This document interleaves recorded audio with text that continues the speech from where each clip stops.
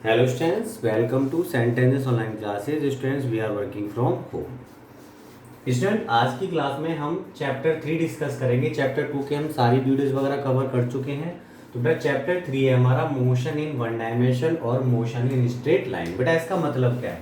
तो इसका मतलब ये है कि when an object move along a straight line, then its motion is said to be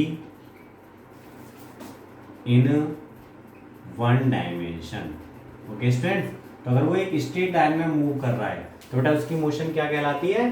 said to be in one dimension. जैसे हमने माना कि ऑब्जेक्ट में ओ पॉइंट से चलना स्टार्ट किया, वो गया स्ट्रेट लाइन में और फिर वापस लौट कर आ गया, तो उसकी मोशन तो उसी लाइन के अलोंग है कि नहीं? तो इसकी मोशन क्या होगी? Motion in one dimension. Okay students, अब हमारा नेक्स्ट टॉपिक आता है बेटा इसमें point mass.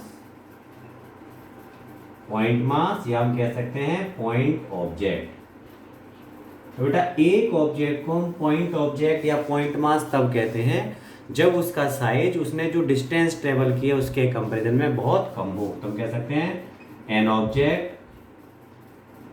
Is said to be a point object when its size is very small, is very small in comparison to the distance traveled by it. Okay student, अगर हम जैसे हम जानते हैं कि बेटा वैसे तो अर्थ का साइज अगर हम अपने लेवल पे बात करें बहुत बड़ा साइज है, लेकिन जब अर्थ सन के चारों तरफ अपनी ऑर्बिट में चक्कर लगाती है तो जो वो डिस्टेंस ऑर्बिट में पूरी कवर कर रही है कंप्लीट डिस्टेंस एक राउंड में, तो बेटा वो उसके साइज के सामने बहुत बड़ी डिस्टेंस है। सपोज करो ये सन है, इसके चारों तरफ अर्थ अपनी ऑर्बिट में रिवॉल्व कर रही है। अर्थ बेटा एक पॉइंट की तरह होगी सन के सामने। तो बेटा जब ये अपनी ऑर्बिट में रिवॉल्व करेगी तो अर्थ का साइज इस डिस्टेंस के सामने क्या है बेटा? नेग्लिजिबल। तो यहाँ पे अर्थ एक पॉइंट ऑब्जेक्ट की तरह बिहेव करता है। तो हम कह सकते हैं size of earth is very small in comparison to the distance traveled by it in completing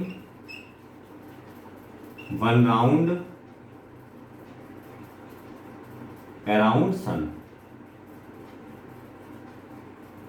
So Earth behaves like a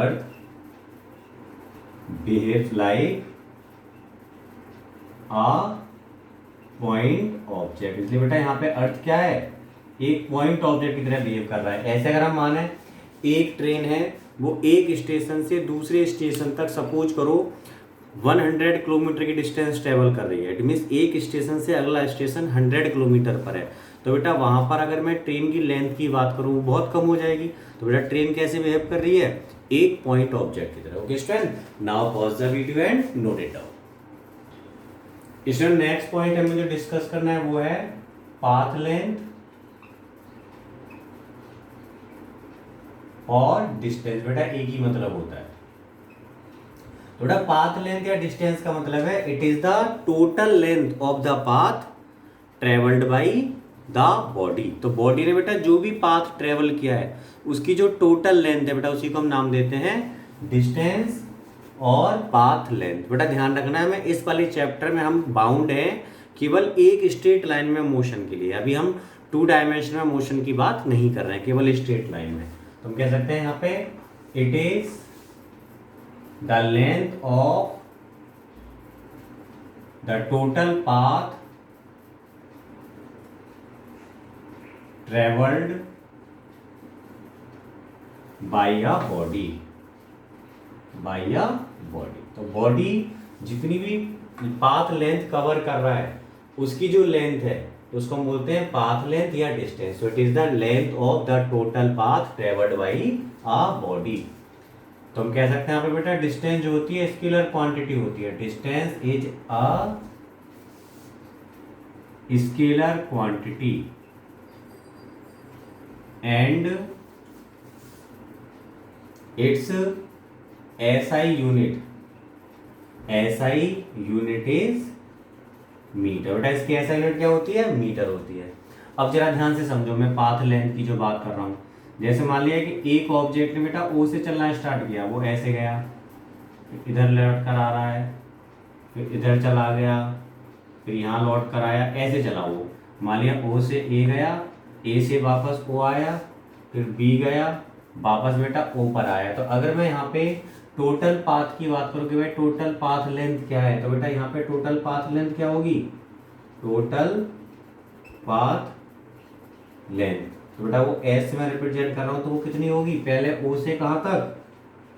ए तक, फिर ए से बेटा वापस ओ तक, फिर ओ से इधर की तरफ बी तक, बेटा बी से वापस कहाँ तक है? ओ तक है। तो बेटा ये इसकी टोटल पाथ लेंथ हो जाएगी।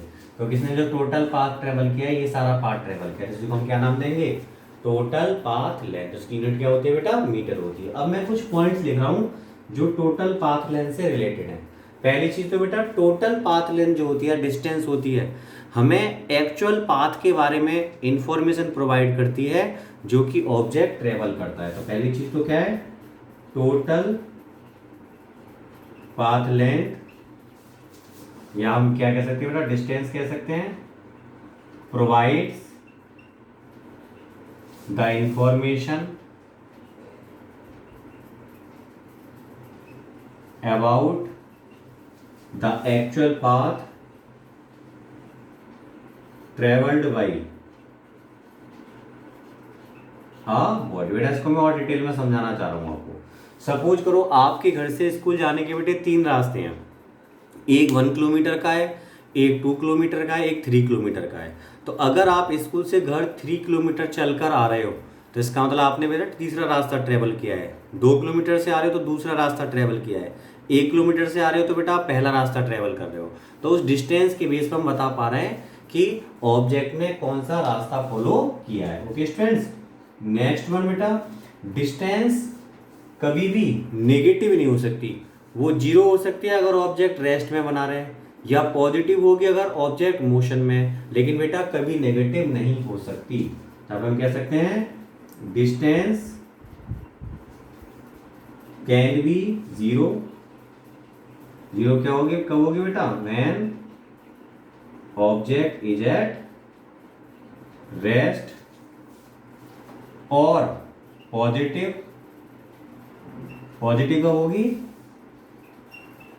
when object is in motion but never be negative। लेकिन बेटा कभी नेगेटिव नहीं हो सकती। Okay student, now pause the video and note it down. Students कुछ इंफॉर्मेशन हम पहले गेन करते हैं स्केलर और वेक्टर क्वांटिटीज के बारे में, तो उसके बाद हम आगे मूव करेंगे। तो बेटा पहला है स्केलर क्वांटिटी। तो बेटा स्केलर क्वांटिटीज वो क्वांटिटीज होती हैं जिनकी रिप्रेजेंटेशन के लिए बेटा केवल मैग्नीट्यूड की जरूरत होती है, उनकी डायरेक्शन की नीड नहीं होती। तो हम कह सकते हैं such quantities require only magnitude for their representation. Okay बेटा, केवल इनके रिप्रेजेंटेशन के लिए बस बेटा हमें मैग्नीट्यूड की जरूरत है। जैसे हम कहें बेटा वर्क कितना है 10 जूल, बस बेटा मैग्नीट्यूड सफिशिएंट है। डिस्टेंस कितनी चली हमने 100 मीटर, बस मैग्नीट्यूड सफिशिएंट है। यहाँ पे हमें डायरेक्शन का कोई नीड नहीं है। तो बेटा अगर मैं इसका एग्जांपल दूं तो डिस्टेंस है, स्पीड है, वर्क है, एनर्जी है, प्रेशर है, एटसेट्रा। बेटा ये सारी कैसी क्वांटिटीज हैं, स्केलर क्वांटिटीज हैं, इनके लिए बेटा डायरेक्शन की कोई नीड नहीं होती। बेटा दूसरी आती है vector quantities.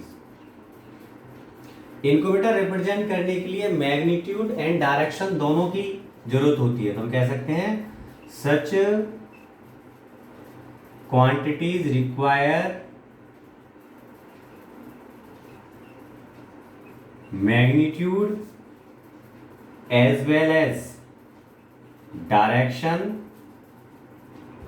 For their representation.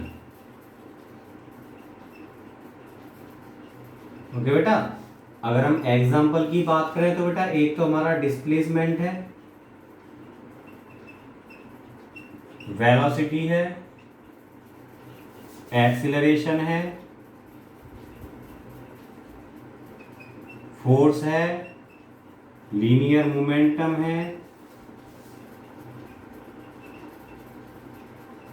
Torque है, एटसेट्रा। ये सारी क्वांटिटीज कैसी है हमारी, वेक्टर क्वांटिटीज है। Okay student, now pause the video and note it down.